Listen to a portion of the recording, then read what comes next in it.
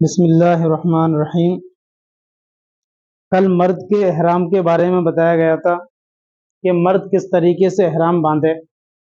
اب آج عورت کے احرام کے بارے میں بتایا جا رہا ہے کہ عورت کس طریقے سے احرام باندھے۔ تو مرد اور عورت کے احرام میں تھوڑا سا فرق ہے، باقی چیزوں میں دونوں میں ایک جیسے ہیں۔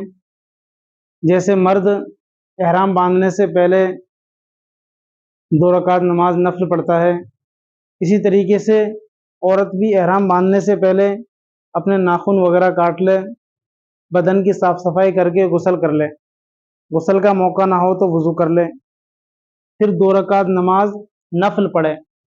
2 رکعت نماز نفل پڑھنے کے بعد میں عورت کا حج تمتع کا ارادہ ہے تو وہ اس طریقے سے نیت کرے، اے اللہ میں عمرے کی نیت کرتی ہوں، تو اس کو آسان فرما اور قبول فرما۔ اس طریقے سے نیت کرنے کے بعد میں پھر ذرا بلند آواز سے لبیک پڑھیں، لبیک اللہم لبیک لبیک لا شریک لک لبیک ان الحمد والنعمت لک والملک لا شریک لک۔ اس طریقے سے عورت کا احرام شروع ہو جائے گا۔ مرد کے لیے تو احرام کے لیے 2 چادریں ہوتی ہیں بغیر سلی، ان کو پہننا ہوتا ہے، لیکن عورت کے لیے اس کی ضرورت نہیں، بلکہ عورت اپنے نارمل سلے ہوئے کپڑوں میں رہے گی۔ عورت کا احرام صرف اس کے چہرے کا کھلا رکھنا ہے، یعنی احرام کی حالت میں عورت اپنے چہرے پر کسی قسم کا کوئی کپڑا نہ ڈالے۔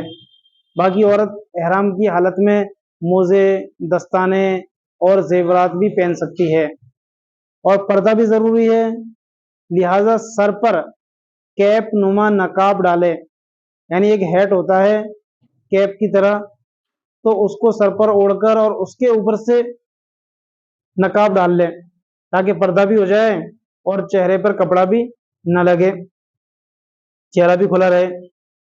خاص طور پر طواف میں اس کا خیال رکھیں کہ سر کے بال اور کان عورت کے چھپے رہنے چاہیے، اور کرتے کی آستین یہ گٹے تک ہونی چاہیے۔